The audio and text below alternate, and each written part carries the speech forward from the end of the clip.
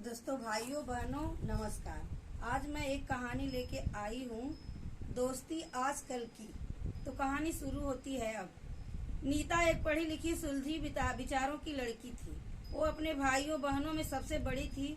उसका सपना पढ़कर अच्छे ओहदे पर पहुंचकर माँ बाप की सहायता करने का था। लेकिन वो अपनी सहेली बीना के बहकावे में आकर मॉडलिंग की ओर बढ़ गई।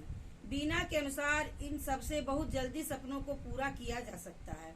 वो नहीं जानती थी कि बीना दोस्त न होकर बहुत ही मौका परस्त, धोखेबाज और जालसाज लड़की थी। इतिहास गवाह है, जब भी किसी बादशाह का तख्ता पलटा है तो कोई खास हार रूपी दलदल में ढकेलता है।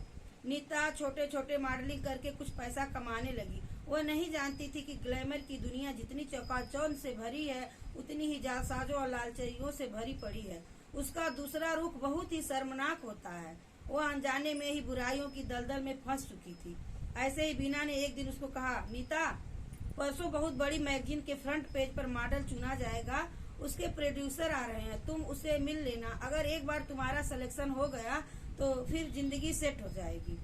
वह जानती थी कि वह प्रोड्यूसर लड़कियों की इज्जत से खेलकर उनको काम देता है, क्योंकि बिना लालची और बिना और धोखेबाज किस्म की थी।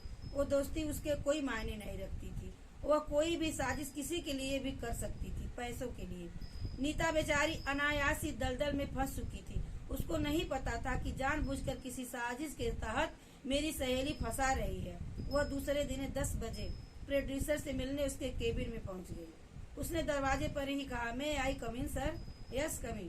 प्रोड्यूसर ने उसे देखते ही चहक कर कहा और बोला, आइए, और अपनी बगल की कुर्सी पर इशारा कर दिया बैठने को। नीता सकचाते हुए चली गई और बैठ गई। कुछ देर बाद वह आदमी उसके जांघों पर हाथ फेरने लगा।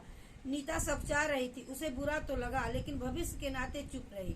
लेकिन उसकी हरकतें बढ़ने लगी तो उसने कहा, सर, आप ये क्या कर रहे हैं? उसके तेवर देखकर उस आदमी ने कहा, बीना बताई नहीं थी क्या कि तुझे हमें खुश करना होगा? चटाक। नीता कसकर थप्पड़ मारा और कहा, बुलंदी पाने के लिए सौदा करती होगी।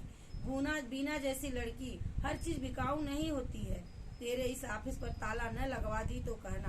कहकर वो बाहर निकल आती है। रास्ते में बीना मिली। बोली, क्या हुआ, सिलेक्शन हो गया तेरा? बीना, मैं दोस्त समझती थी, आंख मूंद कर भरोसा था तुझ पर, लेकिन तूने जालसाजी व साजिश करके इस रिश्ते को दागदार कर दिया। तुम बहुत ही घटिया साजिश रची। वैसे इस सौदे के लिए तुम्हें कितना पैसा मिला था?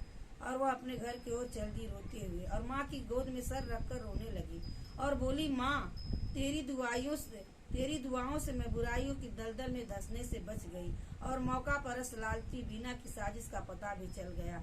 माँ धीरे धीरे उसे सहलाने लगी। हाँ तो भाइयों, अगर ये कहानी आपको अच्छी लगी हो तो आप प्लीज लाइक, सब्सक्राइब, शेयर और अपनी राय हमें जरूर दीजिएगा।